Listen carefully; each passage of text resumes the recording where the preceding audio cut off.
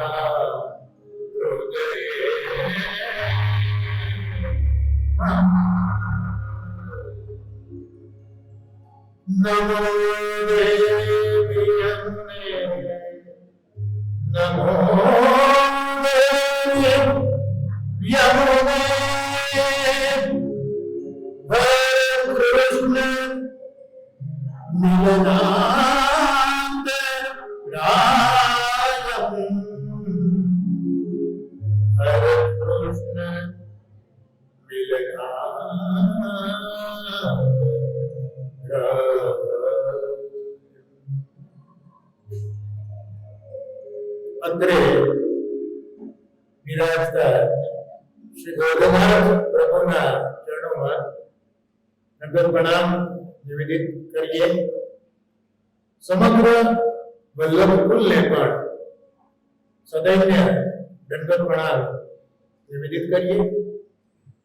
અને એમાં ખાસ કરીને પરમ પૂજ્ય ગોસ્વામી 108 श्री कुंजेश कुमार महोदय, परम पूज्य 108 गोस्वामी षष्ठ पीठाधीश श्री द्वारकेश्वरजी महाराज श्री અને સિદ્ધાંત બાબા કાંકરોલીના આ ત્રણ આચાર્યોના આશીર્વાદ આજના આપણા સત્સંગમાં મને પ્રાપ્ત થયા છે। એટલે આ ત્રણ આચાર્યોના ચરણ કમલમાં હું મારા દંડો પ્રણામ નિવેદિત કરું છું। આંતરરાષ્ટ્રીય પુષ્ટિમાર્ગીય વૈષ્ણવ પરિષદ ભરૂચ શાખાના ખૂબ જ ભાવિક અને જે હું કાયમ કહું છું કે સદાય હરિગુરુ વૈષ્ણવ ના સ્નેહમાં સેવામાં રત રહે છે એવા શ્રી ભરતભાઈ શેઠ અને સમગ્ર શેઠ પરિવાર કે જેમની ખૂબ જ મદદ ભરૂચના વૈષ્ણવ સમાજને રહી છે એવો શેઠ પરિવાર, પરમ પૂજ્ય તો ન કહેવાય પણ આદરણીય શ્રી અશોક મહારાજ, શ્રી ગોવિંદભાઈ, ભાઈ કલ્પેશ, અસીમભાઈ, આશીષ અને મારી વિનંતીને માન આપીને વિવાહના જે પ્રભારી અહીંયા પધાર્યા છે એવા વૈશાલીબેન, ભરૂચ નગર ચેમ્બરના પ્રમુખ ઉર્વીબેન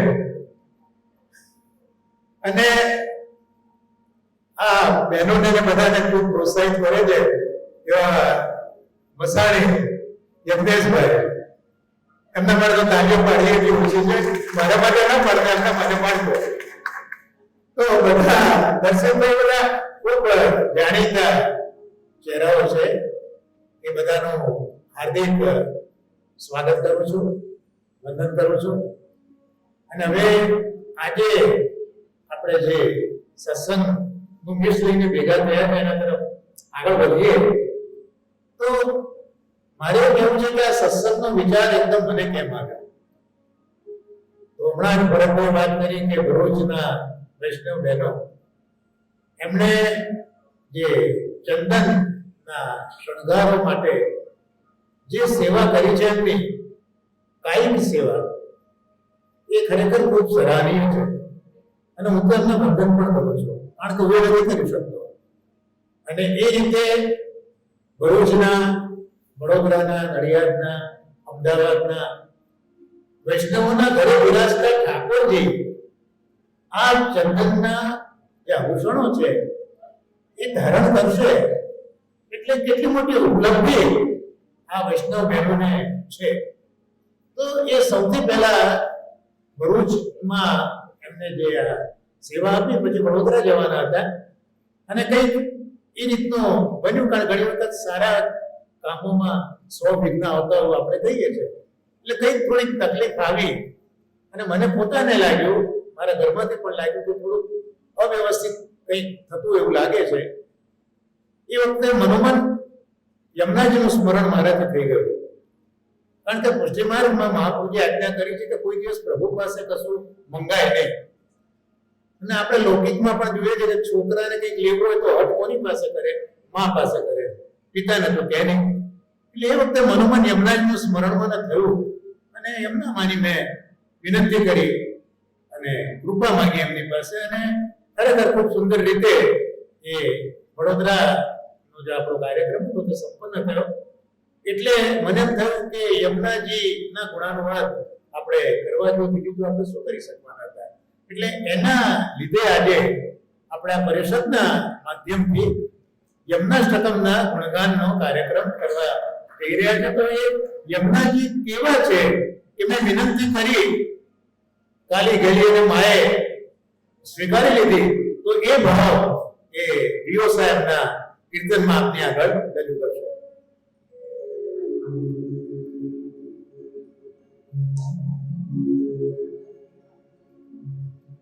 યમુનાજી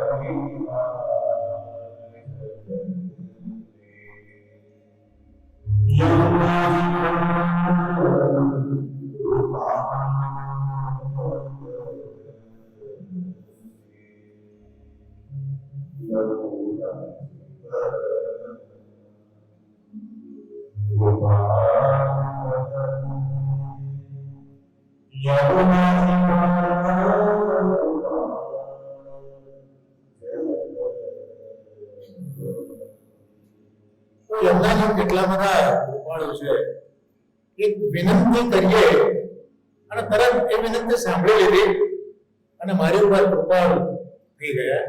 તો આવા યમુનાજીના ગુણાનુવાદ સિવાય તો આપણે બીજું શું કરી શકવાના હતા. તો યમુનાષ્ટકમ તો જેમ શ્રીમદ ભાગવત એ ભગવાન શ્રી કૃષ્ણનું નામાત્મક સ્વરૂપ છે, એમ યમુનાષ્ટકમ એ શ્રી યમુનાજીનું નામાત્મક સ્વરૂપ છે.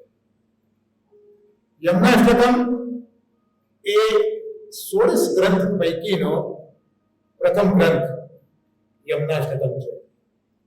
જે વખતે કુરુક્ષેત્રમાં અર્જુન આવ્યો હતો તો યુદ્ધ માટે, જીતવા માટે, પણ એને વિષાદ થયો યુદ્ધ કરવું કે ન કરવું.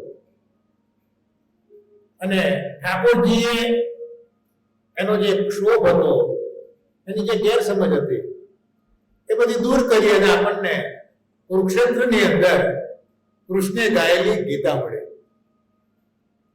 એવી રીતે શ્રી મહાપ્રભુજીના સેવકોને પણ જ્યારે જ્યારે કંઈક દુવિધા થઈ, કંઈક ન સમજાયું, ત્યારે ત્યારે એમણે મહાપ્રભુજી આગળ પોતાની રજૂઆત કરી છે. ને મહાપ્રભુજીએ એમની એ જે કંઈ તકલીફો હતી એ ગ્રંથો દ્વારા દૂર કરી છે. તો આ રીતે કૃષ્ણે ગાયેલી ગીતા તો છે, પણ શ્રી વલ્લભે ગાયેલી ગીતા, વલ્લભ ગીતા, એ પણ આપણા માર્ગમાં બિરાજે છે.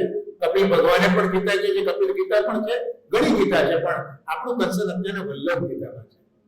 અને વલ્લભ ગીતામાં શ્રી મહાપ્રભુજીના જે નિર્ગુણ ભાવો છે એ એમાં પ્રગટ થયા છે. તો 16 ગ્રંથો છે, એમાં સૌથી પહેલો ગ્રંથ યમુનાષ્ટકમ મૂકવામાં આવ્યો છે. એવું નથી કે 16 ગ્રંથો એના ક્રમમાં લખાયા છે, એવું નથી, પણ 16 ગ્રંથોનો ક્રમ તો આપણે જોવા મળે છે કે પહેલો ગ્રંથ યમુનાષ્ટક આવે, બીજો બાલબોધ આવે, બીજું સિદ્ધાંત મુક્તાવલી આવે, ચોથો પુષ્ટિ પ્રવાહ મર્યાદા આવે, પાંચમો સિદ્ધાંત રસ આવે, છઠ્ઠો નવરત્ન આવે, સાતમો અંતઃકરણ પ્રબોધ આવે. તો આ રીતે ક્રમ તો ગોઠવાયો છે. તો આ જે ક્રમની ગોઠવણી છે એ 3 આચાર્યોએ કરી છે. એક તો શરીરાય મહાપ્રભુએ કરી છે, બીજું શ્રી પુરુષોત્તમજી લેખવાળાએ કરી છે, અને શ્રીજી દ્વારકેશજીએ કરી છે. તો ત્રણેમાં બહુ મોટો ફેર તો ખાસ જોવા નથી મળતો, પણ આપણે ત્યાં શરીરાય ચરણોએ જે ગ્રંથનો ક્રમ બતાવ્યો છે એ ક્રમ એસેપ્ટ વધારે પ્રમાણમાં થયેલો છે. તો હવે સવાલ એ આવે કે પહેલો ગ્રંથ શા માટે યમુનાષ્ટકમનો ગોઠવવામાં આવ્યો છે?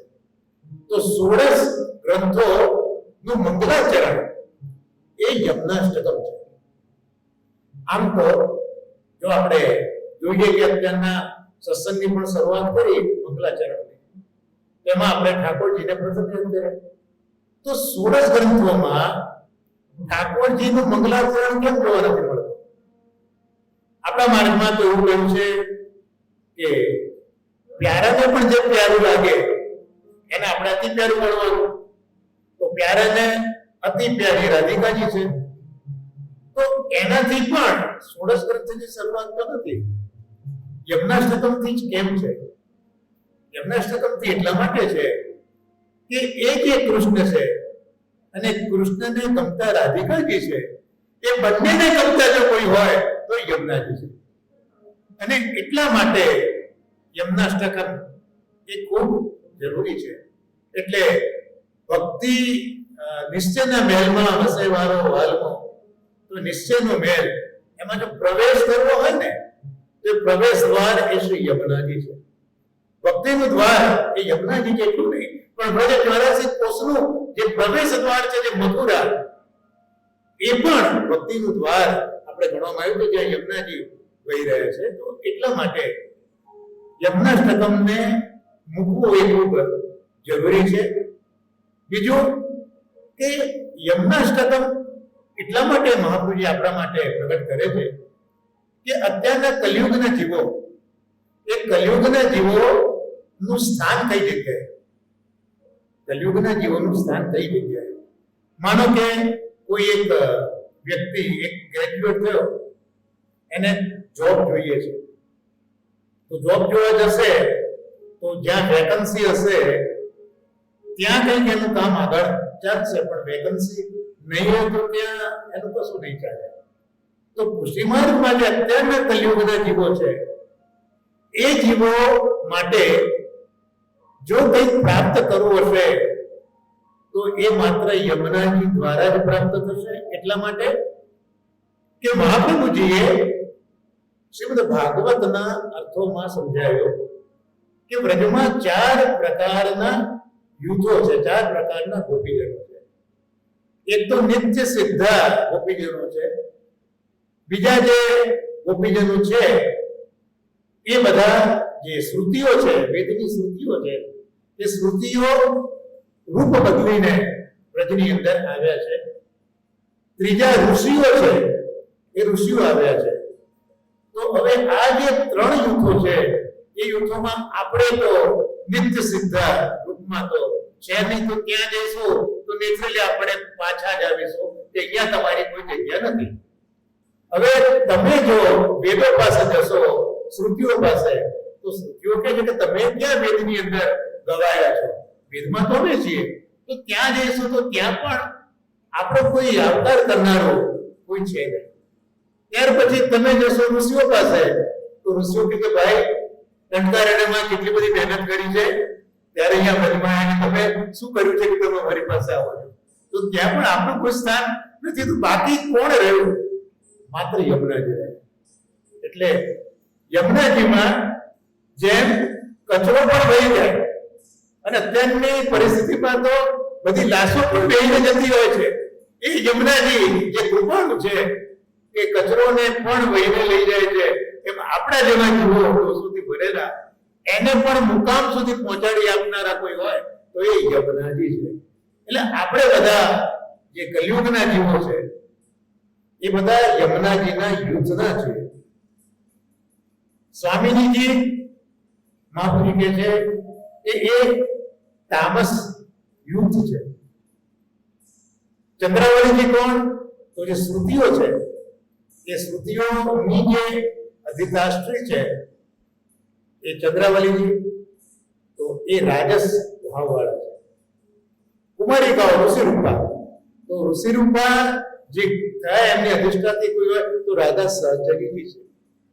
જે રાધા સહચરીજીને ઠાકોરજી પોતાની સાથે રાસની અંદર લઈ ગયેલા હતા તિરોધાન થયા પછી, એ રાધા સહચરી છે. તો ત્યાં પણ આપણો કોઈ પ્રવેશ નથી. તો માત્ર એ રાધા સહચરી જે છે એ સાત્વિક રૂપમાં છે, અને યમુનાજી નિર્ગુણ રૂપની અંદર આવે છે. તો આપણે બધા જે જીવો છે એ નિર્ગુણ યમુનાજીના ગ્રુપના અત્યારના છીએ. માટે મહાપ્રભુજી આપણા ઉપર કૃપા કરી અને આ યમનાષ્ટકમ એટલે યમુનાજીનું નામાત્મક સ્વરૂપ આપણી પાસે મૂકી દીધું. એટલા માટે આ ષોડશ ગ્રંથની અંદર મંગલાચરણ પ્રવેશ દ્વાર એ યમનાષ્ટકમનું છે. યમનાષ્ટકમ છે શું? યમનાષ્ટકમ સ્તુતિ છે. મહાપ્રભુજીએ ગિરિરાજજીની સામે ગિરિરાજ ધાર્યા કદમ ગાઈને સ્તુતિ કરી. અને યમુનાજીની સન્મુખ યમનાષ્ટકમ ગાઈને સ્તુતિ કરી અને પરોક્ષમાં રહીને પુરુષોત્તમ સહસ્ત્રનામ અને ત્રિવિધ નામાવલી કહીને મહાપ્રભુજી ઠાકોરજીની સ્તુતિ કરી. તો મહાપ્રભુજીએ આ રીતે સ્તુતિ જે કરી છે એમાં યમુનાજીની સન્મુખ આ સ્તુતિ થઈ માટે આ યમનાષ્ટકમ સ્તોત્ર કહેવાય. સ્તોત્ર કોને કહેવાય? કે જ્યાં સ્તુતિ કરી હોય એને સ્તોત્ર કહેવાય. સ્તુતિ કેમ કહી, પ્રાર્થના કેમ ન કરવી? તો મહાપ્રભુજીએ સોળસ ગ્રંથમાં જ કહ્યું છે કે પ્રાર્થિતે વા તથા કિમ સ્યાદ સ્વામી અભિપ્રાય સંશયા. જે વલ્લભનો આશ્રિત છે એ કોઈ દિવસ પોતાના સ્વામી આગળ માંગતો નથી. પ્રાર્થના કોઈ દિવસ ન કરવી એવી મહાપ્રભુજીની આજ્ઞા છે. કારણ કે પ્રાર્થના કરવાથી આપણા પ્રભુ એ નારાજ થાય છે. કારણ કે આપણા સ્વામી પ્રભુ છે. તો લૌકિકમાં પણ આપણે જોઈએ છીએ કે આપણા હાથ નીચે કોઈ વ્યક્તિ કામ કરતો હોય તો એની ખબર આપણે સહજ રીતે રાખીએ જ છીએ અને કહેવું નથી પડતું. જો કહેવું પડે તો સ્વામી તરીકે આપણા માટે લાંછનરૂપ છે. એમ ઠાકોરજી જાણે છે કે મારા જીવને, મારા ભક્તને ક્યારે શું જરૂર છે. જો સામાન્ય લૌકિકની અંદર પણ એક પિતા હોય એ જાણતો હોય મારો છોકરો એસએસસી માં આવ્યો, હવે જ્યારે કોલેજમાં જશે, આગળ વધશે અને શું શું જરૂર હશે તો એડવાન્સમાં એ બધી તૈયારીઓ કરી દેતા હોય છે. તો આપણા ઠાકોરજી પણ આપણા વગર કઈ બધું જાણતા હોય છે કે જીવને ક્યારે શું જોઈએ છે. એટલે મહાપ્રભુજી કહે છે કે પ્રભુ પાસે પ્રાર્થના કરવી ન જોઈએ, પણ પ્રભુને ગુણાનુવાદ કરવા જોઈએ. એને સ્તુતિ કહેવાય. એટલે જ્યારે આપણા હૃદયમાં આપણા પ્રભુ માટે એક પ્રેમ ઉદ્ભવ્યો અને પ્રેમ ઉદ્ભવ્યો આંખોમાંથી અશ્રુ રૂપે વહવા લાગ્યો, ગળું આપણું ગદગદ થઈ ગયું અને એ વાણી બનીને આપણી જીભમાંથી જ્યારે સરવા મળે ત્યારે એને સ્તુતિ કહેવાય. અને કેવી રીતે ચાલુ રાખે તો આને સ્તુતિ કહેવાય. એટલે જે સહજ સ્નેહની નિસ્વાર્થ ભાવની જે સહજ અભિવ્યક્તિ છે એ અભિવ્યક્તિ તે સ્તુતિ છે. પણ બીજી સ્તુતિ કરતા આ સ્તુતિ કંઈક જુદી એ રીતની છે કે આ માત્ર સ્તુતિ નથી પણ મંત્ર પણ છે. એટલે આ સ્તુતિ મંત્રાત્મક છે. યમનાષ્ટકમ એ ન માત્ર સ્તુતિ છે પણ એ મંત્ર પણ છે. હવે મંત્ર હોય તો મંત્રમાં 5 અંગો હોય. શાસ્ત્રો કહે છે કે મંત્રના 5 અંગો હોય. કયા કયા 5 અંગો હોય? એક તો ઋષિ હોય. તો ઋષિ કોને કહેવાય? તો જેણે દર્શન કર્યું હોય એને ઋષિ કહેવાય. જેમ વેદની અંદર આપણે જોઈએ તો વેદમાં ઋષિઓએ જે દર્શન કર્યું એનું એમણે ટાંકણ કર્યું. તો જે ઋષિઓ છે એ ઋષિઓ એ દ્રષ્ટા છે, એ સ્રષ્ટા નથી. ઋષય દ્રષ્ટા ન તો સ્રષ્ટા. એ લોકોએ દર્શન કર્યા છે માટે એને ઋષિ કહેવાય. એમ આ યમનાષ્ટકમ ના દર્શન કોણે કર્યા? શ્રી મહાપ્રભુ. એટલે અહીંયા ઋષિ તરીકે શ્રી મહાપ્રભુજી છે. ત્યાર પછી એની અંદર આવે છંદ. તમે કોઈ પણ સ્તુતિ લો એમાં છંદ આવે, અનુષ્ટુપ વગેરે છંદ. એમાં એક યોગ્ય પ્રકારે એને ગાવાની રીત હોય છે સંસ્કૃતના શ્લોકો, જેથી એ તમે ગાન શુદ્ધ રીતે ગાઈ શકો. તો આનો છંદ યમનાષ્ટકમનો પૃથ્વી છંદ છે. શા માટે પૃથ્વી છંદ છે? બહુ અઘરો છંદ છે. પૃથ્વી છંદ ગાવો બહુ અઘરો છે, પણ મહાપ્રભુએ કૃપા કરીને આપણે બધા પૃથ્વી છંદમાં પણ સરળતાથી યમનાષ્ટકમ ગાઈ શકીએ છીએ. બાકી આમ છંદ પૃથ્વી ગાવો એ ખૂબ અઘરો છે. અને પૃથ્વી છંદ એટલા માટે પ્રગટ કર્યો કે પૃથ્વી ભલે આમ સમતલ આપણને લાગે પણ એમાં પણ નાના નાના ખાડા ટેકરા તો છે. તમે ચાલો ત્યારે તમને એક અનુભૂતિ થાય કે ઊંચા નીચે થતા હોય એ લાગે. તમે જ્યારે આ સ્તોત્ર ગાઓ છો તો જે લયથી જે સ્તોત્ર ગવાય છે એ આરો અવરો એ જોતા આપણને એક સુંદર અલૌકિક આભાસ આપણને અહેસાસ થાય છે. માટે અહીંયા મહાપૂજીએ પૃથ્વી છંદ એ લખ્યો છે. અહીંયા આ પૃથ્વી છંદનું યાદ આવ્યું તો ભરૂચમાં એક સાક્ષસી કે ભગત ઠાકોર એમને સોનેટ કાવ્ય બહુ લખ્યા છે. તો એમને પોતાના કાવ્યોમાં પૃથ્વી છંદનો ઉપયોગ ખૂબ કર્યો છે. ખૂબ અઘરો છે છતાં ભગત ઠાકોરે બહુ ઉપયોગ કર્યો છે. મહાપ્રભુજી આપણા માટે આ આખો છંદ સરળતાથી કહી શકાય એવો બનાવી દીધો. ત્યાર પછી બીજ, કોઈ પણ વૃક્ષ હોય એ બીજ વગર થતું નથી. તો એમાં બીજ કયું, આ સત્રમાં બીજ કયું? તો યમુનાજી જે ભક્ત વત્સલતા છે, જે આપણે શરૂઆતમાં કહ્યું કે યમુનાજી પરમ કૃપા, તો એ ભક્ત વત્સલતા જે યમુનાજીની છે એ અહીંયા બીજ છે એવું અહીંયા કે છે. એની દેવતા કઈ? તો યમુનાજી પોતે જ અહીંયા દેવતા છે. અને એનો વિનિયોગ તો શા માટે યમુનાષ્ટક બોલવું જોઈએ? તો આપણે છેલ્લો શ્લોક જે બોલીએ કે તવાષ્ટકમ ઇદં મુદા પઠતિ સુર સુતે સદા સમસ્ત દુરી તક્ષયો ભવતી વય મુકુંદૈરતિ તયા સકલ સિદ્ધયો મુરરી પુસ્સ સંતુષ્યતિ સ્વભાવ વિજયો ભવે પ્રતિ વલ્લભ શ્રી હરિ. બધા જ આપણા જે દોષો છે તે દૂર થાય, આપણો સ્વભાવ વિજય થાય, મુરારી ભગવાનમાં આપણો પ્રેમ થાય. તો આ રીતે આ સમગ્ર સ્તોત્રને આપણે ટૂંકમાં સમજવાનો પ્રયત્ન કર્યો. હવે મહાપ્રભુજી નું જે લખવાની પદ્ધતિ છે એ સૂત્રાત્મક છે. સૂત્રાત્મક પદ્ધતિ કોને કહેવાય? કે એક નાનું અમથું વાક્ય લખે પણ એમાં ઘણો બધો અર્થ સમાઈ ગયો, ગાગરમાં સાગર ભરાઈ ગયો. સૂત્રાત્મક. તો આપણા જેવા જીવો આ મહાપ્રભુજી શું કહેવા માંગે છે એ સમજી શકીએ એવી પરિસ્થિતિમાં નથી. એટલે હુસૈનજી મહારાજે પણ સર્વોત્તમજીમાં આજ્ઞા કરી કે તદુત્તમ અપી દુર્બળ. જે કઈ મહાપ્રભુએ કહ્યું છે એ સમજવું આપણા માટે ખૂબ અઘરું છે. એટલે જે આચાર્યો છે એ આચાર્યોએ આપણને સરળતાથી સમજ પડે એ માટે એના ઉપર જુદી જુદી મીમાંસાઓ કરી છે, જેને ટીકા તરીકે ઓળખાય. અહીંયા ટીકા એટલે લૌકિક ભાવ નહીં લેવાનો. આપણે જેમ લૌકિકમાં કોઈનું ખરાબ બોલીએ, ટીકા કરીએ, એ અહીંયા ભાવ નથી. પણ ટીકા એટલે થીસિસ. આ ગ્રંથ ઉપર કેટલાક આચાર્યોએ થીસિસ લખી છે. તો આ ગ્રંથ ઉપર શ્રી કૃષ્ણજીએ ટીકા લખી, આ ગ્રંથ ઉપર ગોકુલનાથજી મહારાજે ટીકા લખી, આ ગ્રંથ પુરુષોત્તમની લેખવાળાએ પણ ટીકા લખી, શ્રી હરિરાય પણ ટીકા લખી અને શ્રી દ્વારકેશજીએ પણ ટીકા લખી. આમ 5 આચાર્યોએ આના પર ટીકા લખીને યમનાષ્ટકમની ગૂઢ વાત એ આપણને સમજાવી છે.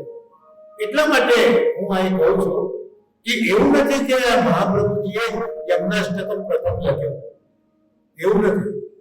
મહાપ્રભુજી પહેલા પણ કાલિદાસ ઇત્યાદિ ભક્તોએ પણ યમુનાજીનું વર્ણન તો પોતાના શ્લોકોની પોતાની કૃતિઓમાં કરેલું છે.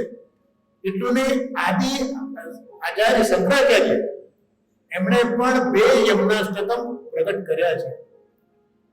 એટલે યમુનાજીનું વર્ણન તો હતું, પણ અહીંયા જે યમુનાજીનું વર્ણન છે એ એવું અદ્ભુત વર્ણન છે કે એમાં શ્રી મહાપ્રભુજીએ યમુનાજીનું આદિદૈવિક, આધ્યાત્મિક અને આદિભૌતિક ત્રણેય સ્વરૂપોને પ્રત્યેક શ્લોકની અંદર પ્રગટ કર્યા છે. એ આપણને ખબર ન પડે, પણ આ આચાર્યોએ જે ટીકા લખી છે તે જાણવાથી આપણને ખબર પડે. એટલે આપણે જે કંઈ યમનાષ્ટકમને ગાઈએ છીએ એને આપણે આ આચાર્યો શું કહેવા માંગે છે એના પ્રકારથી આગળ વધીશું. અને 5 આચાર્યોની ટીકા, એનો સમન્વય, એનો અર્થ એ પરમ ભગવદીય રમેશભાઈ તરીકે સુરત ગ્રંથના આગમનમાં બહુ સુંદર રીતે વર્ણવ્યું છે. દરેક આચાર્યની અલગ અલગ ટીકા તો બિરાજ જ છે. અને હમણાં છેલ્લે કહું તો ગઈકાલે જ આપણે મુંબઈવાળા વૃદ્ધ ગોપાલજી મહારાજશ્રીની વાત કરી હતી. આપશ્રીના જે લાલ છે ગોસ્વામી શ્રી રાજકુમારજી પણ મુંબઈ બિરાજે છે. આપે તો એટલી બધી કૃપા કરી છે કે સંસ્કૃતમાં લખાયેલી આ બધી ટીકાઓ એને હિન્દીની અંદર ટ્રાન્સલેટ કરીને આપે 16 ગ્રંથો ને આપણા માટે પ્રગટ કર્યા છે. અને દરેક ટીકાઓ ઇન્ડિવિજ્યુઅલી એનું ટ્રાન્સલેશન કરીને મૂકી છે. એટલે ગોસ્વામી શ્રી રાજકુમારજીએ કરેલી ટીકાઓ, રમેશભાઈએ કરેલું અધ્યયન, શાસ્ત્રીજીએ વર્ણવેલું યમનાષ્ટકનું વર્ણન, આ બધું ભેગું કરીને એ જ બધા મહાનુભાવોના આશીર્વાદથી હું આપની આગળ રજૂ કરવાનો એક નમ્ર પ્રયત્ન કરી કરી રહ્યો છું. એટલે જેટલી પ્રભુ મને પ્રેરણા કર્યા બધા મને પહેરશે એ પ્રમાણે આપની આગળ બોલતો જઈશ. તો આપણે ક્રમ એવો રાખીશું કે સૌથી પહેલા આપણે આખો એક શ્લોક, પ્રથમ શ્લોક બોલીશું. એ પ્રથમ શ્લોકનું ગુજરાતી ભાષાંતર, સરળ ભાષાંતર એ આપણે જોઈ લઈશું. એમાં વિવેચન જે જુદા જુદા થયા છે એ પૈકીનો અર્થ છે તે આપણે જોવાનો પ્રયત્ન કરીશું.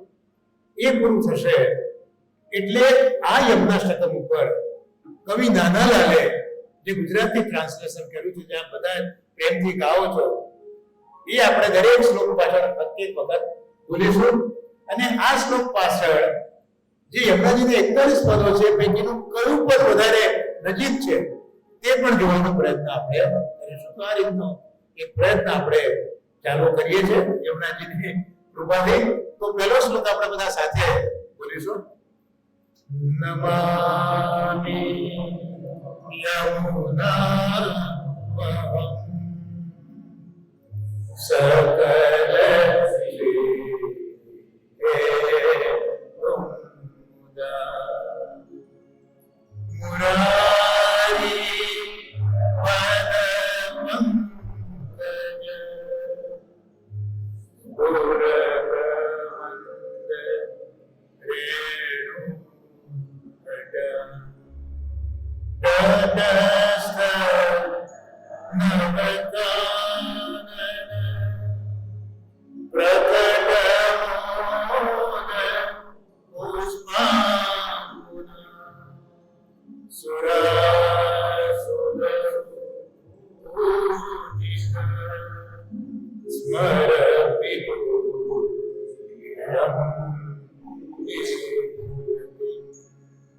એનો આપણે સામાન્ય અર્થ જો જોઈ લઈએ તો યમુનાજી કેવા છે? યમુનાજી સકલ સિદ્ધિ હેતુ મુદા, જે સકલ સિદ્ધિ એના હેતુરૂપ છે એવા શ્રી યમુનાજી છે, સકલ સિદ્ધિઓના કારણરૂપ છે.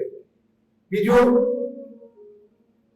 મુરારી પદ પંકજ સ્ફુરત મંદ રેણુ કથા. તો જે યમુનાજીમાં જલ કરતા પણ રજ, એ રજ અધિક છે, ખૂબ જ જ્યાં રેણુઓ છે, જલના કરતા પણ રેણુઓનું જ્યાં પ્રમાણ અધિક છે ને એ રેણુઓ સામાન્ય રેણુઓ નથી, પણ જે મુરારી ભગવાને મુરારી પદ પંકજ સ્ફુરત, તો મુરારી ભગવાનના ચરણ કમલના સ્પર્શવાળા આ રેણુઓ છે. માટે એ જે રેણુઓ છે એ બધા પ્રકાશી રહ્યા, સ્ફુરત એ બધા પ્રકાશી રહ્યા છે. ત્યાર પછી તટસ્થ નવકાનન, યમુનાજીના કિનારા ઉપર નવા નવા વનો શોભી રહ્યા છે અને ત્યાં વૃક્ષો છે, વૃક્ષો ઉપર પેલા પુષ્પો છે અને એ પુષ્પો જલમાં પડતા હોય તો યમુનાજીનું જલ પણ પુષ્પ વાળું બની ગયું છે અને એ પુષ્પોથી આનંદ અત્યારના પ્રગટ થઈ રહ્યો છે. અને આવા યમુનાજી ને સેવે છે. કોણ સેવે છે? સુરાસુર રસ પૂજિત. તો સુર અને અસુર ત્યાં જે પેલા પુષ્પ વાળું જળ થયું એ જળથી યમુનાજીને સારી રીતે પૂજિત, સુપૂજિત સારી રીતે પૂજી રહ્યા છે. અને સ્મરપુરું શ્રેયમ વિપ્રતિમ, તો જેને શોભા, જે સ્મરણ, પ્રભુનું સ્મરણ કરાવી દે એવી સ્મરણની શોભા જેને ધારણ કરી છે એવા પ્રભુની શોભા ધારણ કરનારા યમુનાજીને મહાપ્રભુ કહે છે કે નમામિ યમુના અહમ. તો હું યમુનાજીને નમન કરું છું. આપણે એક સામાન્ય અર્થ જોઈ લીધો. હવે આપણે આગળ જોયું કે અહીંયા યમુનાજીના આધ્યાત્મિક અધિભૌતિક આદિદેવી ત્રણેય સ્વરૂપોનું વર્ણન છે. અહીંયા હુસૈની મહારાજ અને બીજા આચાર્યો સમજાવે છે કે આ વર્ણન થયું કઈ રીતે યમુનાષ્ટકમ પ્રગટ થયું. તો શ્રી મહાપ્રભુજી 11 વર્ષની ઉંમરે પૃથ્વી પરિક્રમા કરવા પધાર્યા છે અને લગભગ 3 વર્ષ પછી 14 વર્ષની ઉંમર છે, સંવત 1549, શ્રાવણ શુક્લ ત્રીજનો દિવસ છે અને મથુરાથી શ્રી મહાપ્રભુજી ગોકુળ પધાર્યા છે. સાથે સાથે મહાપ્રભુની શ્રી દામોદરદાસ હરસાણીજી અને કૃષ્ણદાસ ભેગા સાથે બિરાજી રહ્યા છે અને મહાવનમાં ફરતા ફરતા યમુનાજીના તટે શ્રી ગોકુળ પાસે આવ્યા ત્યારે તો જે નિત્ય લીલાસ્થ ગોકુળ એનું અસ્તિત્વ કઈ રહ્યું નહોતું. માત્ર પક્ષીઓના કંઈક કલરવનો અવાજ આવતો હતો. જે શાશ્વત કલ્પીય ગોકુળ જ્યાં પ્રભુએ લીલાઓ કરી છે એનું અસ્તિત્વ શ્રી મહાપ્રભુને દેખાયું નહીં. મહાપ્રભુની વિચારમાં હતા કે નિત્ય લીલાની અંદર કે શાશ્વત કલ્પીય પ્રકારમાં તો આ યમુનાજીનો તટ મહાપ્રભુજીને સ્મરણ નિત્ય લીલાનું થાય છે, શાશ્વત કલ્પીય લીલાનું થાય છે કે એક બાજુ તો રઘુરાણી ઘાટ હતો, એક બાજુ ગોવિંદ ઘાટ હતો અને અહીંયા તો કશું અસ્તિત્વ આપણને દેખાતું જ નથી. એટલે મહાપ્રભુજી વિચારી રહ્યા કે અહીંયા દમલાજીને પૂછે કે દમલા અહીંયા ઠાકોરાણી ઘાટ કયો અને ગોવિંદ ઘાટ કયો? દમલાજી શું જવાબ આપે? પણ મહાપ્રભુજીએ પૂછેલો પ્રશ્ન એને જાણે કે શબ્દોની પાંખો આવી ગઈ અને ઉડતો ઉડતો શબ્દ શ્રી યમુનાજીના કર્ણમાં પ્રવેશ્યો અને સાથે યમુનાજી શ્રી મહાપ્રભુજીનો આટલો શ્રમ પણ સહન નથી કરી શકતા અને જેવા એ શબ્દ કર્ણમાં આવ્યા અને 16 વર્ષની સોળસી એ વ્યક્તિ યમુનાજીના મધ્ય ધારામાંથી પ્રગટ થયા. પીળા રંગની એમને સુથન ધારણ કર્યું છે, પીળા રંગનો પટકો છે અને લાલ લાંબો ઘેરદાર વાગો ચૂંદડીનો ધારણ કર્યો છે.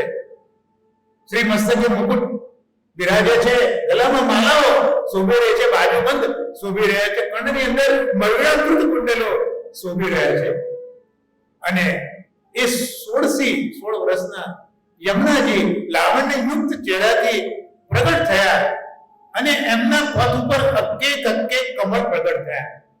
એટલે પદ્મનો એક પદ એ સ્વતઃ સિદ્ધ થઈ ગયો ને યમુનાજી અક્કે ચરણ અક્કે પદ્મ ઉપર પધરાવતા મહાપ્રભુજી પાસે આવ્યા અને યમુનાજી કહે છે કે વલ્લભ આપ ઠારા છો એ જ ગોવિંદ ઘાટ અને આ બાજુમાં છે એ ઠાકોરાણી ઘાટ. મહાપ્રભુજી જોઈ રહ્યા છે કે યમુનાજી પધારી રહ્યા છે. દમલા યમુનાજી કેટલા બધા કૃપાળુ છે, એક તનિક મારો શ્રમ નથી સહન કરી શકતા, આવા યમુનાજીને આપણે આપી શું શકીએ? અને તરત મહાપ્રભુજીનું મન નમી પડ્યું અને મન નમ્યું એ સાથે શ્રી મહાપ્રભુજીના બે હસ્ત એ યમુનાજીને સન્મુખ જોડાઈ ગયા અને સાથે સાથે મહાપ્રભુજીનું મસ્તક પણ યમુનાજીને નમિત થઈ ગયું અને મહાપ્રભુજીના મુખમાંથી શબ્દો સરી પડ્યા કે નમામિ યમુનામહં. તો આ યમુના શબ્દને સમજવાનો આપણે પ્રયત્ન કરીએ તો આ જે સ્વરૂપ છે એ આદિ દૈવિક સ્વરૂપ તો યમુનાજીનું નિત્ય લીલામાં પ્રગટ થયેલું છે. ટીકાકારો કહે છે કે આ પ્રથમ શ્લોકમાં નિત્ય લીલામાં જે યમુનાજીનું સ્વરૂપ છે એનું વર્ણન શ્રી મહાપ્રભુએ કર્યું છે, કારણ કે એ જ નિત્ય લીલા શાશ્વત કલ્પમાં થઈ છે અને આજે થઈ રહી છે, પણ કલીના પ્રભાવમાં આપણે એને જોઈ શકતા નથી. બસ આટલું ફેર છે. તો નિત્ય લીલાનું પ્રાગટ્ય છે. ઠાકોરજી એકલા હતા. ઠાકોરજીની સૃષ્ટિ બે પ્રકાર, એક આ વિશ્વ સૃષ્ટિ અને બીજી લીલા સૃષ્ટિ. લીલા સૃષ્ટિ નિત્ય છે. તો જ્યારે ઠાકોરજી એકલા હતા અને એમને લાગ્યું કે એકલાને ગમતું નથી, એટલે એમને થયું કે હું હવે બે બનું. એટલે પોતાના સૌંદર્યમાંથી ઠાકોરજીએ સ્વામીજી ને પ્રગટ કર્યા સ્વામીજી ચંદ્રાવલીજીએ લલિતાજીને આ ક્રમશઃ નિત્ય લીલાનો જે પરિકર છે એ આવી રીતે પ્રગટ થયો અને ઠાકોરજીને રમણ કરવું હતું તો સ્વામીજી સાથે ક્રીડા તો કરવી હોય પણ એના માટે યોગ્ય જગ્યાઓ પણ જોઈએ તો એના માટે સ્વામીજીએ જ્યારે વિનંતી કરી કે પ્રભુ આપણે એવું એકાંત હોય એવી ગુફા હોય કે જ્યાં રમણ કરવાનો આનંદ આવે એ વખતે ઠાકોરજીના હૃદય પ્રદેશમાંથી એક રસનો ફુવારો છૂટ્યો અને એમાં ગિરિરાજજી પ્રગટ થયા શતશૃંગ 100 શૃંગો હતા ઠાકોરજી હાથ મૂકી અને એમને શાંત કર્યા આ શતશૃંગી ગિરિરાજનું પ્રાગટ્ય ક્રીડા માટે આવી રીતે નિત્ય લીલામાં થયું સ્વામીજી કહે છે કે આ બધું જ છે પણ જો નદી ના હોય વૃક્ષો ના હોય તો આનંદ ના આવે એ સાથે ઠાકોરજીના સ્વરૂપમાંથી હૃદયમાંથી ડાબા પ્રદેશમાંથી જે દ્રવીભૂત ઠાકોરજીનું જે સ્વરૂપ છે ઠાકોરજી એ ઘનીભૂત રસાત્મક સ્વરૂપ છે અને એનું દ્રવીભૂત સ્વરૂપ જે પ્રગટ થયું તે આ શ્રી યમુના તો યમુનાજી એ ઠાકોરજીનું જ દ્રવીભૂત સ્વરૂપ છે એટલે વાસ્તવમાં એ બંને એક જ છે એક જ પ્રાણ વપુત હોય એ કહીએ એના જેવો પ્રકાર એ યમુનાજીનો છે તો આ નિત્ય લીલામાં યમુનાજીનું પ્રાગટ્ય આવી રીતે થયું પણ આપણે જોઈએ છે કે આપણે વર્ણન તો કરતા હોઈએ એમાં તો સૂર્યના પુત્રી છે કાલિંદીના પુત્રી છે આવો બધો ઉલ્લેખ આપણને જોવા મળે છે તો જે વખતે પૃથ્વી ઉપર ઠાકોરજીને લીલા કરવા પધારવાનું થયું એ વખતે સ્વામીજીએ કીધું કે આપ જો નિત્ય લીલામાંથી પધારો તો અમને અહીંયા એકલાને ન ગમે તો સ્વામીજી પણ પધારવા તૈયાર થયા પણ સ્વામીજી કહે છે કે વ્રજ ના હોય ત્યાં આપણને ગમે નહીં તો વ્રજનો પ્રકાર શાશ્વત કલ્પમાં ઠાકોરજી બિરાજતા હતા એ વખતે સમગ્ર વ્રજ ભૂતલ ઉપર પધાર્યો અને એમાં શ્રી યમુનાજી છે એ યમુનાજી સૌથી પ્રથમ પધાર્યા નેહ કારણ શ્રી યમુને પ્રથમ આઈ ભક્ત કે ચિત્ત કી વૃત્તિ સબ જાન કે અતિ આતુર થાય તો આ રીતે યમુનાજી ઉત્તર ઉપર પધાર્યા છે જો ઠાકોરજી અને યમુનાજીમાં કેટલીક સમાનતા છે ઠાકોરજી નું પણ પ્રાગટ્ય બે સ્થળ ઠાકોરજીના પિતા પણ બે ઠાકોરજીની માતા પણ બે તો યમુનાજીમાં પણ તમે જુઓ તો યમુનાજીનું એક જે પ્રાગટ્ય છે એ આ સમગ્ર સૂર્યમંડળ છે એ સૂર્યમંડળની અંદર આદિદૈવિક નારાયણ એટલે કૃષ્ણ છે આદિદૈવિક નારાયણ સ્વરૂપે ત્યાં બિરાજે છે એટલે એમના હૃદયમાંથી યમુનાજીનું જે આદિદૈવિક સ્વરૂપ અને પ્રવાહી સ્વરૂપ એ બંને સ્વરૂપ એ આ સૂર્યમંડળની અંદર મધ્યમાં જે આદિદૈવિક નારાયણ બિરાજ્યા છે ત્યાંથી પ્રગટ થયો આ નારાયણના જે આધ્યાત્મિક અને આદિભૌતિક સ્વરૂપો પણ શ્રી ગુસાઈજી સમજાવે છે યમુનાષ્ટકમમાં આમ તો અષ્ટક છે એટલે 8 શ્લોકના સમૂહને અષ્ટક કહે એટલે યમુનાષ્ટકમ કહેતા 8 શ્લોકો હોવા જોઈએ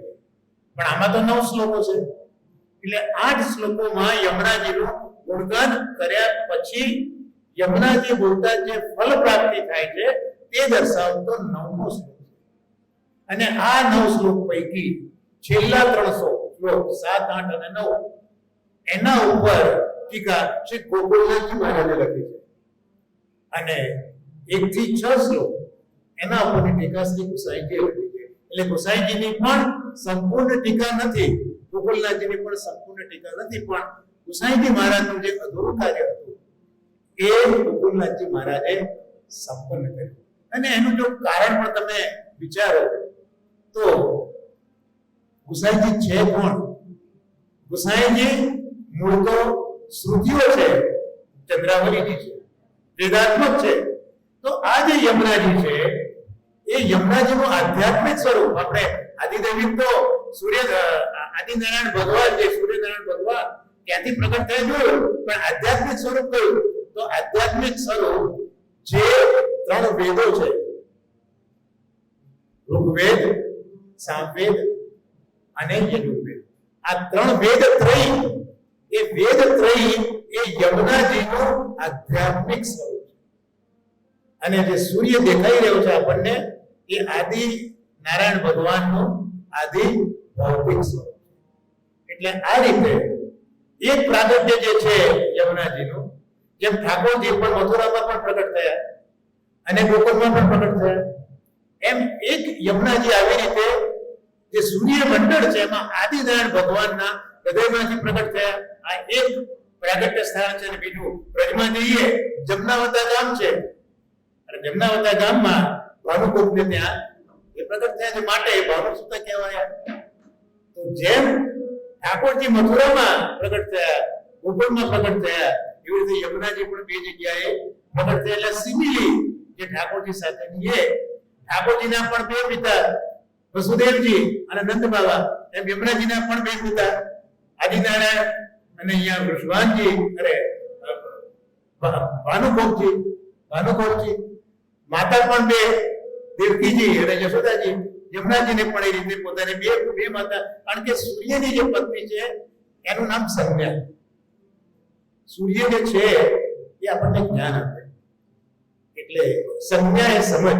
તો જ્ઞાન સમજ આપવા માટે સૂર્યના પત્ની સંજ્ઞા એ સમજ એટલે જ્ઞાનાત્મક છે. અને જ્ઞાન હોય ત્યાં જ ધર્મ આવે, જ્ઞાન હોય ત્યાં ધર્મ આવે, ને જ્ઞાન હોય ત્યાં ભક્તિ આવે. એટલે સૂર્યને ત્યાં એમના પત્ની સંજ્ઞાથી બે પુત્ર થયા, એક યમ અને બીજા યમના. એટલે યમ છે એ ધર્મનું સ્વરૂપ છે, એનું તમે આચરણ કરો તો તમને ભક્તિ રૂપા યમુનાજી મળે. તો આ યમુનાજીનું જે આધિદૈવિક સ્વરૂપ જે કુસાઈજી મહારાજ સમજાવે છે એ આ રીતનું છે. અને બીજું તો જે આપણે વ્રજમાં પ્રાગટ્ય જોયું તે આપણે જોઈએ ચૈત્ર સુદ છઠના દિવસે જે વ્રજમાં પ્રાગટ્ય થયું છે. તો આ રીતે જે આધિદૈવિક સ્વરૂપો છે એ અહીંયા યમુના પદથી, એટલે જે નમામિ યમુના અહમ, તો ખાલી આટલા યમુના પદ જે મહાપ્રભુજીએ અહીંયા મૂક્યું છે એ ગુસાઈજીએ આટલી સુંદર રીતે સમજાયો કે યમુના કહેતા મહાપ્રભુજીને આધિદૈવિક, આધ્યાત્મિક અને આધિભૌતિક આ ત્રણેય સ્વરૂપોનું દર્શન એ મહાપ્રભુજીને આ થઈ રહ્યું છે. માટે અહીંયા યમુના શબ્દ અહીંયા છે. અને નમન તો આપણે નમન કોને કરીએ? જ્યાં આપણું મન ગમે ત્યાં આપણે નમન કરીએ. એટલે યમુનાજીનો જે સ્વભાવ, ગુણ, લીલા બધા ઠાકોરજી એવા છે, એટલે સહજ રીતે નમન કરે છે. અને આપણા માર્ગની અંદર નમનને જ મોટું ભૂષણ કહ્યું છે. નમન એ આપણને પ્રભુ તરફ ગમન કરાવે, નમન એ પ્રભુ તરફ ગમન કરાવે. ને નમન એ પ્રભુ માટે ચંદન રૂપ છે. પ્રભુને આપણે ચંદન ના આપી શકીએ, પણ જો નમન કરીએ તો ચંદન સ્વરૂપ એ આ નમન બને છે. તો આ રીતે અહીંયા નમન કર્યું છે. નમન જ્યાં દૈન્ય હોય ત્યાં ઉદ્ભવે છે, અને જીવ અમે નમન સિવાય આપી શકતો નથી. પણ નમનના બી ઘણા પ્રકાર હોય. ઓકે, કહ્યું છે નમન નમન में भेद है बहुत नमे नादान, नमन नमन में भेद है बहुत नमे नादान, दगड़बाज दुगुना नमे ચિત્તા કો જોર કમાય. એટલે અહીંયા જે નમન કરવાનું છે એ સહજ નમન છે. કારણ કે નમન નમનમાં ફેર છે. તમે કોઈનાથી ડરો, પેલો વિસ્તારમાં પેલો ડોર કે શું કહેવાય નહીં હોય તો એ રસ્તા પર આપણે નમન કરીએ, બરોબર? કોકની પાસે કંઈક મેળવવું હોય તો પણ એને સલામ કરીએ. એવું નમન અહીંયા નથી કરવાનું. અહીંયા સહજ નમન છે, પ્રેમથી નમન છે, દીનતાપૂર્વક. અને જ્યારે દીનતાના પાત્રમાં મન મણી મૂકી ભેટ ભગવંતને ધરજોડીને દયારામભાઈ, એટલે આપણને કહે છે કે દૈન્ય વાળો અહીંયા નમન છે. તો અહીંયા જે સહજ નમન છે એ અહીંયા મહાપ્રભુ આપણને બતાવે છે. હવે આગળ યમુનાજીનું વર્ણન કરતા કરતા જગ ઉપર દ્રષ્ટિ કરી. ત્યાં પછી જે મુરારી ભગવાન છે એના ચરણ કમલની રજ ઉપર મહાપ્રભુજીનું ધ્યાન હવે જાય છે. પહેલા જગ ઉપર ધ્યાન કર્યું, હવે મહાપ્રભુજી જોઈ રહ્યા છે. તો તટ જે છે એ તટ ઉપર રહેવું છે. બાપુજી કહે છે કે અહીંયા તો રહેણું બહુ છે, જલ કરતા પણ રહેણુંનું પ્રમાણ અહીંયા ખૂબ છે. શ્રી ગુસાઈજી મહારાજ સમજાવે છે કે આ યમુનાજી એ ઠાકોરજીની લીલામાં સહાયભૂત થવા માટે સમજીને જલ ઓછું રાખે છે અને રજ વધારે રાખે છે. કારણ કે રજ વધુ હોય તો જે ક્રીડા કરવી છે રાસ ઇત્યાદિ એ વધારે સારી રીતે થઈ શકે. આમ ઠાકોરજી અને વ્રજ ભક્તોનો સુખનો વિચાર કરીને યમુનાજીએ પોતાના તટ ઉપર રહેણું ખૂબ જ રાખ્યું છે અને જલ બહુ ઓછું રાખ્યું છે. કારણ કે જળની અંદર ક્રીડા કરવી હોય તો જલ છીછરું હોય તો જ એનો આનંદ વધારે આવે. તો આ પોતાના સ્વામી અને પોતાના સ્વામીના ભક્તોને લીલા માટે ક્રીડા માટે સહાયતા રહે, સરળતા રહે એ માટે યમુનાજીમાં જલ ઓછું છે અને રજ છે એ વધારે છે. પણ ગુસાઈજી મહારાજ કહે છે કે આ જે રજ છે એ રજ સામાન્ય રજ નથી, પણ આ રજને મુરારી પદ પંકજ, મુરારી ભગવાનના ચરણ કમલનો સ્પર્શ આ રજને થયો છે. શ્રી કૃષ્ણજી મહારાજ અહીંયા આપણને પૂછે છે કે આ વાત તો આપણે રજની કરી રહ્યા છે, વાત આપણે રજની કરી રહ્યા છે. યમુનાજી બ્રજમાં તો વહી રહ્યા છે અને અત્યારના ગોકુળમાં જઈને નથી. નો ડાઉટ યમુનાજી ભલે પ્રયાગમાં જઈને મળતા હોય પણ અત્યારના મહાભૂમિ ક્યાં જઈ રહ્યા છે? બ્રજમાં છે, ગોકુળમાં છે. તો મુરારી શબ્દ તો મર્યાદા લેવાનો છે, મુરારી શબ્દ મર્યાદા લેવાનો છે. મુરારી શબ્દ મુરારી કૃષ્ણને મુરારી કેમ કહ્યા? કૃષ્ણને મુરારી કેમ કહ્યા? તો મૂર અને અરી, મુરારી શબ્દના આવી તો છૂટો પડે.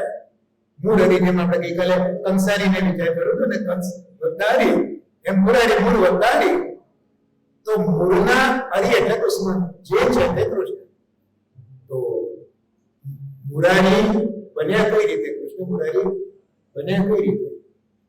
હરિતારા નામ તો 1000, કયા નામે લખ્યું કંકોત્રી. પણ આ બધા જે નામો છે એમની લીલા આધારિત નામો બધા પ્રગટ થયા છે. તો ભૂમાદેવી હતા, ભૂમાદેવી, એ ભૂમાદેવી ઉપર સંધ્યા કાળે ઠાકોરજી પ્રસન્ન થયા અને ભૂમાદેવીને કીધું કે તું કોઈ માર, હું તારા પર પ્રસન્ન થયો છું. એટલે ભૂમાદેવી પુત્ર માન્યો. એ પુત્રનું નામ ભૌમાસુર કહેવાયું. ભૂમાનો પુત્ર માટે ભૌમાસુર કહેવાય. અને ભૂમાએ માગી લીધું કે બીજું પણ માગી લો પ્રભુ, તમે રાજી થયા છો કે મારી હાજરીમાં જેનું મૃત્યુ થાય, હું જો હાજર ના હોઉં મારા પુત્ર પાસે તો મારો પુત્ર મરે નહીં અને કોઈ મારી ન શકે. આવા વચન ભૂમાદેવીએ પોતાના પુત્રને એક ધાર આપી દીધી. જેમ આપણે સુદર્શન કવચ વગેરે બોલીએ છે ને, તો કવચ આપણા શરીરનું રક્ષણ કરે. વચનરૂપી એક કવચ આ ભૌમાસુર માટે ભૂમાદેવીએ માગી લીધું. અને પછી તો બિંદાસ બની ગયો, કારણ કે એ વખત શક્તિ આવી, પછી શક્તિને પચાવી એ નાની સુધી વાત થોડી છે. એટલે ભૂમાસુર એટલો બધો વિષય વાસનામાં રાચવા માંડ્યો કે ભૂમાસુર મટીને નરકાસુર બની ગયો. નરકના સુખોએ ભોગવવા માંડ્યો અને એને પ્રાગ જ્યોતિષપુર, અત્યારે જે આસામ કહીએ ને આપણે, એ આસામ એ વખતે પ્રાગ જ્યોતિષપુરથી આપણા ભારતમાં પ્રખ્યાત હતું. અને આજે મેં સમાચાર વાંચ્યા કે અમેરિકાએ ભારતને વિનંતી કરી છે કે તમે મદદ કરો મને. અમેરિકાએ કીધું કે મને મદદ કરો. શું મદદ કરો? તો અમેરિકાના બીજા વિશ્વયુદ્ધમાં જે બધા સૈનિકો એ વખતે મરી ગયા હશે આસામ પ્રદેશમાં, એમના અસ્થિઓ મને જોઈએ છે. માટે આસામના રાજ્યને તમે વિનંતી કરો કે અમને અમારા સૈનિકોના એકના અસ્થિ મળે તો અમને પાછા આપે. અમેરિકાએ આજે જ માંગ્યું છે ભારત પાસે કે અમારે આ આસામનો એક સહકાર જોઈએ છે. તો આ નરકાસુર, ભૌમાસુર નરકાસુર બની ગયો. એ વખતે પ્રાગ જ્યોતિષપુર અત્યારનું આસામ, ત્યાં એની રાજધાની હતી. અને એને મોટા કિલ્લા બનાવ્યા હતા, આજુબાજુ ખાઈઓ હતી, પર્વતો હતા, પાણી ભર્યું હતું, એટલે બહારથી કોઈ એના પર એટેક ન કરી શકે. અને એટલો બધો શક્તિશાળી બની ગયો કે જ્યાં જાય ત્યાં રાજા ઉપર હુમલા કરે, કોઈ એને રહી ન શકે. એટલે એમની જે છોકરીઓ હોય એને પકડીને એ લાવે અને મહેલમાં પૂરી દે, એની સાથે લગ્ન કરવા.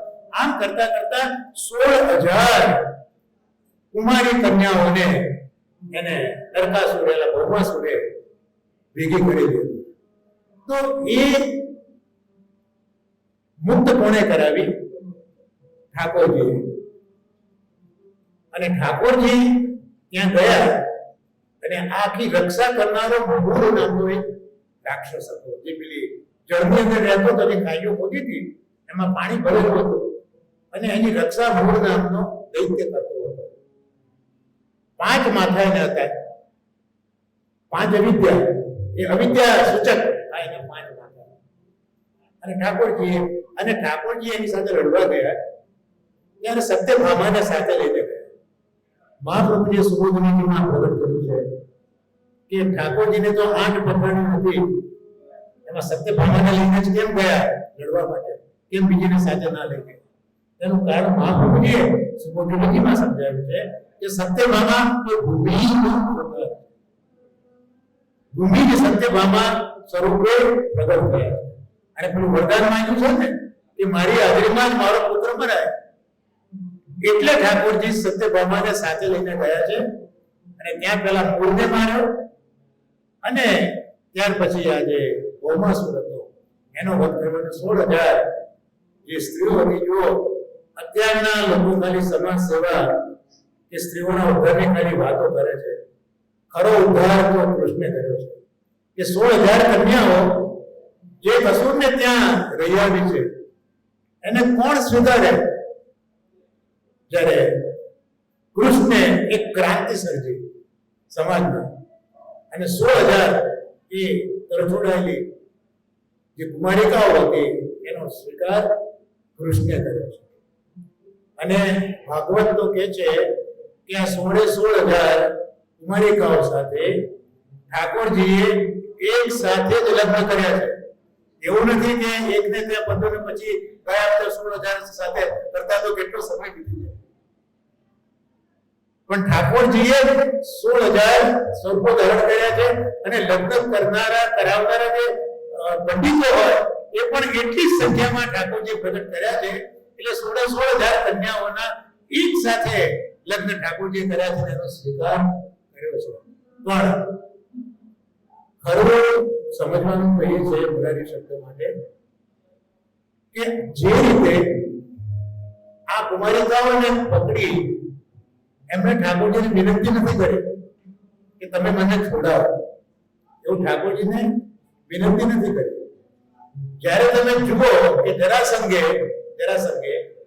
જે રાજાઓને પકડ્યા અને કેદ કરેલા, જરાસંઘે એમને કાગળ લઈને મોકલ્યા છે પ્રભુ પાસે કે અમને જરાસંઘની કેદમાંથી છોડાવો. એટલે ત્યાં વિનંતી રૂપી પત્ર રૂપી મર્યાદા એ જરાસંઘના પ્રસંગમાં જોવા મળે છે. અહીંયા આ કુમારિકાઓએ જરા પણ ઠાકોરજીને વિનંતી કરી નથી. આ એક સહજ અનુગ્રહ જે પુષ્ટિનું લક્ષણ છે, માટે અહીંયા મુરારી શબ્દ મૂકીને મુરારી બોલે છે. ભલે મર્યાદા લીલાનું સ્વરૂપ છે, પણ અહીંયા અનુગ્રહ પ્રગટ કરે છે, માટે પછી કે છે કે અહીંયા મુરારી શબ્દ એ મહાપ્રભુજી મૂકે છે. આનું રહસ્ય આ છે, માટે અહીંયા મુરારી શબ્દ છે, સામાન્ય બીજો શબ્દ નહીં. એ આપણને અહીંયા સમજાવે છે. બી આવું છે કે આ બધું તો મોટા સમજાવે તો જ આ બધી ખબર પડે. નહીં તો અર્થવર્ણન હમણાં જ મેં વાંચ્યું એક જગ્યાએ એક બેન ઉભેલા હતા અને ટેક્સીમાં જો ટેક્સી ઉભી રાખી, એટલે બેન ટેક્સીમાં બેઠા ને કીધું કે હોસ્પિટલ. એટલે પેલા ગાડી ચાલુ કરી, થોડા પછી પેલા બેન કહે છે કે ભાઈ ધીમેથી ગાડી ચલાવો, હું ત્યાં નર્સ હતું, મારે બીજું કઈ કામ નથી. એટલે તમે જે કીધું એને સમજનારો વર્ગ પણ જોઈએ તો ખરો ને. એ જો તમે ન સમજો તો આવા અનર્થો ઉભા થઈ શકે છે. એટલા બધા મહાપુરુષો આપણને આ બધું સમજાવી રહ્યા છે કે અહીંયા શા માટે આવા બધા શબ્દોનો ઉપયોગ કર્યો છે. તો એવા મુરારી ભગવાનના ચરણ રજ અહીંયા લાગેલા છે. તો હવે એ મુરારીના ચરણ રજ અહીંયા ક્યાંથી આવ્યા અને આટલા બધા અસંખ્ય કઈ રીતે થઈ ગયા? તો હુસેનજી મહારાજ કહે છે કે જ્યારે યમુનાજીના તટ ઉપર પ્રભુએ રાસલીલા કરી છે એ રાસલીલામાં તો અનંત યુદ્ધો હતા. વેદે ગોપીની માગો ભલે 8 કૃષ્ણ હતા, અષ્ટકૃષ્ણ ભૌતિક સુબોધિનીજીમાં રાસ પંચાયત સુબોધિનીજીમાં મારું કીધું કે અષ્ટકૃષ્ણ ભૌતિક એ 8 કૃષ્ણ જે બન્યા એ આપણા 8 નિધિ સ્વરૂપ ગોવર્ધનનાથજી, નવનીત પ્રિયાજી, બાલકૃષ્ણજી, વિઠ્ઠલનાથજી, ગોકુળચંદ્રમાજી, ગોકુળનાથજી, આ જે 8 સ્વરૂપો છે ને આ રાસના સ્વરૂપો છે. કૃષ્ણ જ 8 સ્વરૂપો બન્યા પણ આવા તો અસંખ્ય યુદ્ધો એટલે એ અસંખ્ય યુદ્ધોના વ્રજ ભક્તો અને અસંખ્ય કૃષ્ણો એના સ્પર્શથી આ રજ છે માટે રજનું ત્યાં બહુત્વ છે અને કૃષ્ણના ચરણને લાગી છે માટે પ્રકાશમાન છે. જો મર્યાદા લીલામાં રામચંદ્રજી એ પોતાના ચરણના સ્પર્શથી સીધા અહલ્યાને શ્રીમાં પરિવર્તિત કરતા હોય તો આ તો પૂર્ણ પુરુષોત્તમ કૃષ્ણ અત્યારના વ્રજ લીલામાં આવ્યો છે. એના ચરણની રજની શું તાકાત ના હોય. પોતે કહ્યું છે ને કે અયોધ્યા અરે અહલ્યા થઈને સૂતું છે અમારું જ્ઞાન અંતરમાં. અહલ્યા થઈને સૂતું છે અમારું જ્ઞાન અંતરમાં. પ્રભુ મમ રામ થઈ આવો તમારો સ્પર્શ ચંપું છું.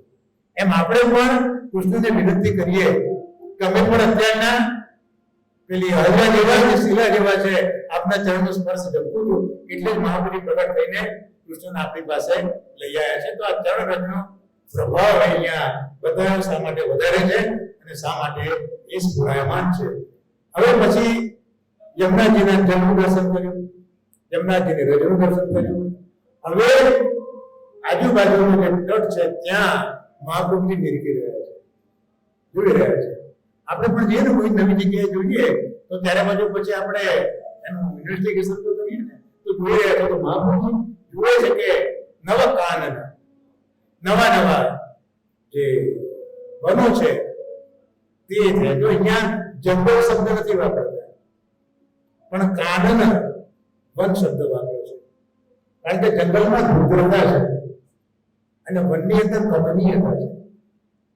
એટલે અહીંયા નવા વનોના દર્શન એ અહીંયા મહાપ્રભુજી કરી રહ્યા છે. એટલું જ નહીં, એ વનમાં નવા વૃક્ષો લાગેલા છે અને આનંદ પ્રગટ કરી રહ્યા છે. આનંદ કઈ રીતે પ્રગટ કર્યા છે તો મોર આનંદ પુષ્પ રૂપે.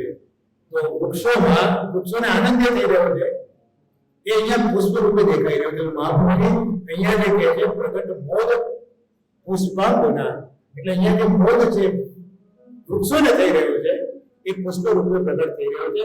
અને એ પુષ્પ પાછા વૃક્ષો ઉપરથી યમુનાજીના જલની અંદર પડી રહ્યા છે, યમુનાજીની સેવા કરી રહ્યા છે. એટલે પ્રગટ મોદ પુષ્પાંગોના. તો યમુનાજીનું જલ પણ પુષ્પો વાળું થઈ ગયું છે. અને આગળ કહ્યું કે સુરાસુર સુપૂજિત સ્મરપિતો શ્રિયમ વિપ્રતે.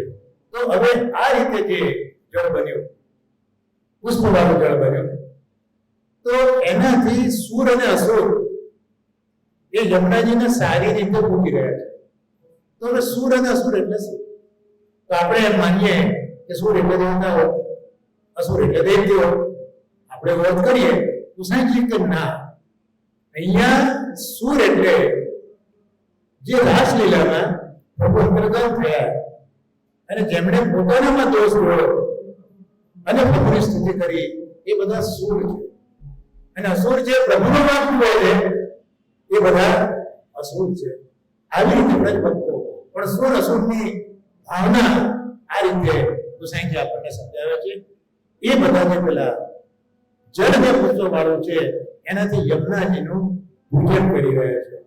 હવે અહીંયા એક સુંદર રજૂઆત મને કરવી ગમશે કે જે નવકાનન છે એમાં એક તો વૃક્ષો છે, એના પર પુષ્પો લાગ્યા છે અને પુષ્પોની સુગંધ એ હવા દ્વારા ફેલાઈ રહી છે. તો દ્વારકેશજી બહુ સુંદર સમજાવે છે કે બધા જ પ્રકારના ભક્તો પૂજી રહ્યા છે યમુનાજી. તો વૃક્ષ છે એ પોતાની જગ્યાએ સ્થિર છે, એ સામે ચાલીને યમુનાજીની પૂજા કરવા નથી જઈ શકતો. એટલે સ્થિર જે માધ્યમ તામસ ભાવ છે. આ દ્વારકેશજી સમજાવે છે કે પોતે સ્થિર છે, નથી, એ યમુનાજીની સન્મુખ નથી થઈ શકતો. એને પૂજા તો કરવી છે, પણ તપ પરિસ્થિતિ છે એટલે તામસ ભાવ વાળું આ જીવ છે. ત્યાર પછી પુષ્પ છે. એ પુષ્પ છે એને યમુનાજી પાસે તો જવું છે, પણ એને જળનો પ્રવાહ પ્રગટ મોદ પુષ્પ અને જળનો પ્રવાહ એને લઈ જઈ રહ્યો છે યમુનાજીની સેવા માટે. તો આ જે છે એ જઈ રહ્યો છે કોઈકના પ્રયાસથી. તો આ જે છે એ રાજસ ભાવ છે. આ એ રાજસ ભાવ છે. અને પેલી મોદ સુગંધ આનંદ, એ આનંદ તો લહેરાઈ રહ્યો છે અને કોઈને કઈ જરૂર નથી, એ લહેરાઈ રહ્યો છે. આ સાત્વિક ભાવ છે. તો આમ કિનારા ઉપર વૃક્ષો દ્વારા તામસ ભક્તો, જે પુષ્પો છે એના દ્વારા રાજસ ભક્તો, અને જે સુગંધ છે એના દ્વારા સાત્વિક ભક્તો, આ ત્રણેય પ્રકારના ભક્તો યમુનાજીનું પૂજન કરી રહ્યા છે. સારી રીતે પૂજન એટલા માટે જે છે કે એ ત્રણે ત્રણ ભાવવાળા ભક્તોનું યમુનાજી એમની ભક્તિનો સ્વીકાર કરી રહ્યા છે, માટે એને સુપૂજન અહીંયા કહેવામાં આવે છે. તો યમુનાજીએ શરૂઆતમાં જોયું કે 8 સિદ્ધિઓ આપી છે. તો એ 8 સિદ્ધિઓ પણ ગુસાઈજી મહારાજે ગણાવી છે કે આમ તો સકલ એટલે કૃષ્ણ, જે કલા સહિત છે એ કૃષ્ણ, તો સકલ એટલે કૃષ્ણ. તો આમ તો કૃષ્ણને આપી દીધા એ જ મોટામાં મોટી સિદ્ધિ છે. પણ સકલ સિદ્ધિ, તો સકલ સિદ્ધિ કૃષ્ણ પોતે શૃંગાર રસાત્મક છે, શૃંગારના વેદ છે, સંયોગ અને વિપ્રયોગ. એટલે સિદ્ધિઓ પણ બે પ્રકારની છે, સંયોગ અને વિપ્રયોગની 4 સિદ્ધિઓ છે. આ સિદ્ધિઓ, આ સિદ્ધિઓ લૌકિક સિદ્ધિ પણ છે, વૈદિક સિદ્ધિઓ પણ છે, यौगिक सिद्धिओ पण छे। तो गुसाईजी कहे के आ त्रण सिद्धि बनवानी નથી। દાખલા તરીકે ગાડી વાડી લાડી અત્યારના મા-બાપ છોકરીને માટે છોકરો જોવા નીકળે તો સાચું કહીએ શું જોશે?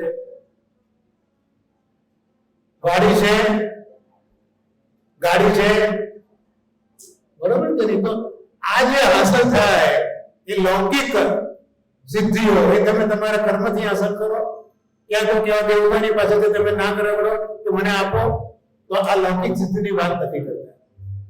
તો પછી વૈદિક સિદ્ધિઓ એટલે અણીમાં ગરિમા લગીમાં આ બધી જે સિદ્ધિઓની વાત ઠાકોરજી ઉદ્ધવજીને 11મા સ્કંદમાં ગણાવી છે અને સાથે ઠાકોરજી ઉદ્ધવજીને કહું તો છું પણ મારો જે ભક્ત છે આમાં એક સિદ્ધિની ઈચ્છા તો નથી, એટલે આપણા માટે જે સિદ્ધિઓ પણ નકામી છે। यौगिक सिद्धिओ आकाशમાં ઉડી શકે, મોટો થઈ શકે, तो ये सिद्धिओ पण અહીંયા નથી। ગુસાઈજી કહે છે કે અહીંયા સિદ્ધિઓ અલૌકિક સિદ્ધિઓ છે। આ સિદ્ધિઓ નથી લૌકિક નથી વૈદિક કે નથી એ સિદ્ધિ કે જે મોક્ષ સુધી લઈ જાય, પણ આ અલૌકિક સિદ્ધિઓ છે। 4 સિદ્ધિઓ ગણાવી કે તો તરુણત્વ આપે, શરીરને પ્રભુની સેવા લાયક બનાવે, ત્યાર પછી પ્રભુની લીલાનું દર્શન કરાવે, એવી દ્રષ્ટિ આપે જેમ ઠાકોરજીએ સંજયને દ્રષ્ટિ આપી હતી એને દર્શન કરી શકતો હતો, એમ ઠાકોરજી પોતાની લીલાનું દર્શન કરાવે બીજી સિદ્ધિ। એનાથી જીવને સંતોષ ન થાય એટલે એ લીલાના દર્શન પછી લીલાના રસનો અનુભવ થાય એ પણ સિદ્ધિ એ યમુનાજી આપે। અને ચોથી સિદ્ધિ સર્વાત્મ।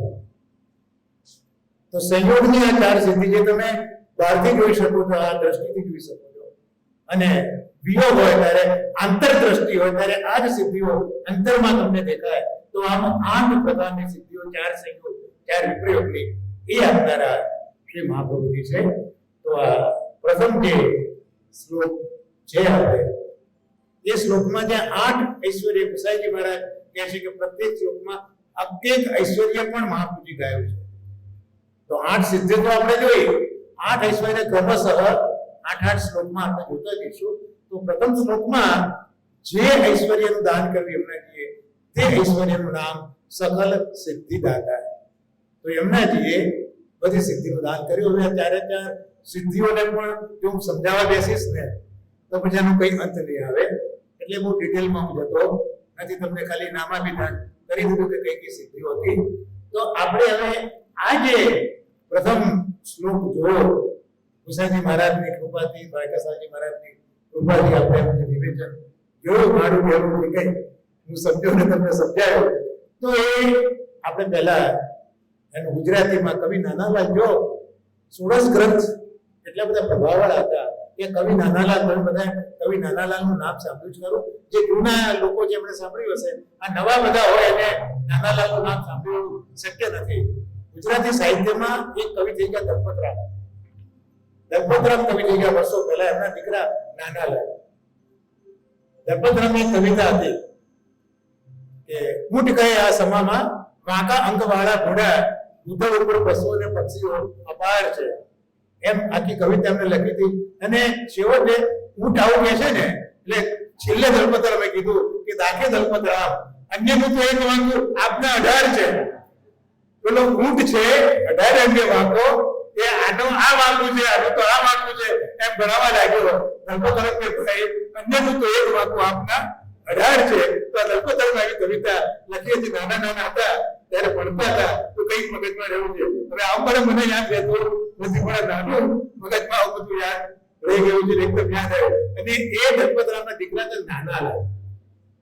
નાનાલાલ પણ ગુજરાતી સાહિત્યના પ્રખર કવિ હતા. અને હું એટલા માટે કહેવા માંગુ છું કે એ પોતે ચુસ્ત સ્વામિનારાયણ સંપ્રદાયના ફોલોઅર હતા. અને સ્વામિનારાયણ સંપ્રદાયના ફોલોઅર હોવા છતાં પણ એમને મહામુનિના આ 16 ગ્રંથોને વાંચીને ગુજરાતી કાવ્યોમાં એનું ભાષાંતર કર્યું. એટલે આપણે જે બોલીએ છીએ, જે કૃષ્ણના ચરણારવિંદની એ જે બોલીએ છીએ, એ એકચ્યુઅલી યમુનાષ્ટકમ જે મહામુનિએ લખ્યું એનું ગુજરાતી ટ્રાન્સલેશન નાનાલાલે કર્યું છે. તો આ પ્રથમ શ્લોક આપણે સાથે બોલીશું. દીપનભાઈ ગૌડાવશે બધાને શ્રી કૃષ્ણના ચરણારવિંદની એ બોલશે. સાથે બધા બોલો. શ્રી કૃષ્ણ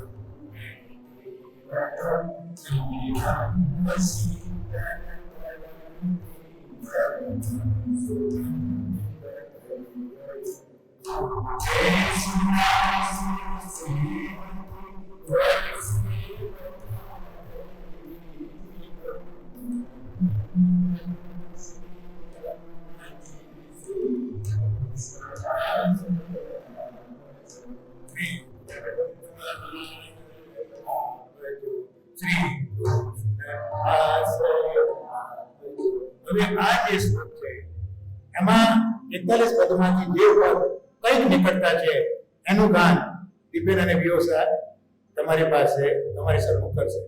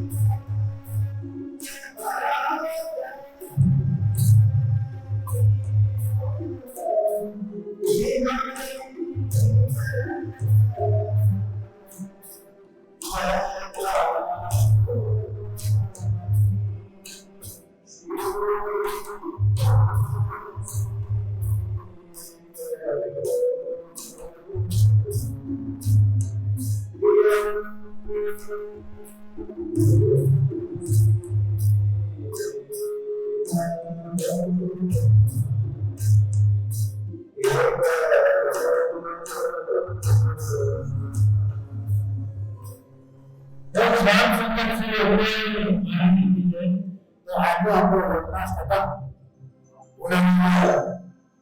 એના સત્સંગ અહીંયા આપણે વિરામ આપીશું. ખાસ વૈશાલી બંને અહીંયા એટલા માટે કહ્યું હતું કે બહુ વર્ષો પહેલા સોમનાથની મોટી બેન એનું શું નામ માલવી એમની બેઠક મંદિરમાં એક નવું ભવન બનેલું ત્યાં યમનાષ્ટકમના ગુણાનુવાદની મારી પાસે શરૂઆત કરાઈ હતી પણ એ વખતે કોઈ કારણસર એ આપણે પૂરું કરી શક્યા નહોતા એટલે આજે સોનલ અને માલવીભાઈ બંનેનું પણ સહજ સ્મરણ મને થઈ આવે છે. તો આવી રીતે બધા વૈષ્ણવનો જે ભાવ છે એનાથી આજે આ સત્સંગ આપણે પ્રથમ સત્સંગ કર્યો છે. કાલે હવે આપણે એમનાની જેમ આગળ વધારે તે રીતનો પ્રયત્ન કરીશું. તો આજના યમનાષ્ટકમ ગુણગાન સત્સંગને અહીંયા આપણે વિરામ આપીશું. હવે દર્શનનો પણ ટાઈમ 7:30 છે. ટૂંક સમયની અંદર એ દર્શન થશે કારણ કે 7:10 થઈ અને 7:15 બંધ કરવાનું કહ્યું અને કારણ કે બીજો શ્લોક ચાલુ કરીશ તો મને કન્ટિન્યુટી જળવાશે નહીં. એટલે આપણે કાલે જ આગળ વિચાર કરીશું. તો આ સત્સંગને અહીંયા આજના પ્રથમ શ્લોકને આપણે અહીંયા વિરામ આપીએ છીએ.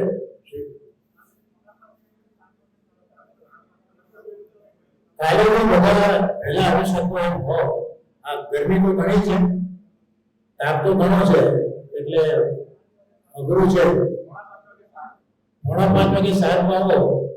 આપણા શ્રીમદ ભાગવતમાં દસમ સ્કંદમાં પ્રમેય પ્રકરણમાં બધી ઋતુઓનું વર્ણન છે. એમાં ગ્રીષ્મ ઋતુનું પણ વર્ણન છે. એટલે ઘણા મહાનુભાવો પોતાના આચાર્યોને પૂછતા કે એનું શું કારણ, ગ્રીષ્મ ઋતુના વર્ણનનો મતલબ શું હોય ભાગવતમાં?